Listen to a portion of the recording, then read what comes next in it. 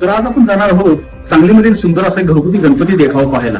आपल्या सांगलीमध्ये चिन्मय पार्क या भागामध्ये रहिवासी असलेले श्री पाटील या कुटुंबीय यांच्या घरी. चला तुम्ही.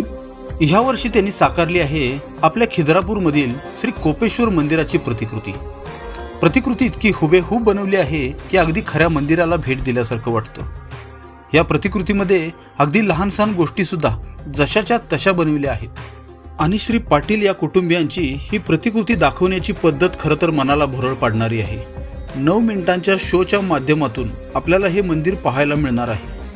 हा देखावा 11 दिवस रोज सायंकाळी 4 ते रात्री 10 वाजेपर्यंत दर्शकांसाठी खुला आहे.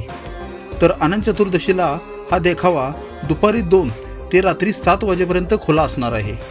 हा देखावा सांगलीकरांसाठी बनविल्याबद्दल श्री सारण पाटील दादा व त्यांच्या कुटुंबियांचे मी मनापासून आभार मानतो व सर्व सांगलीकरांना आवाहन करतो की त्यांनी एक वेळ हा देखावा अवश्य पाहावा. आपल्या सांगलीतील अशा छान छान गोष्टी पाहण्यासाठी आपल्या पेजला नक्की फॉलो करा.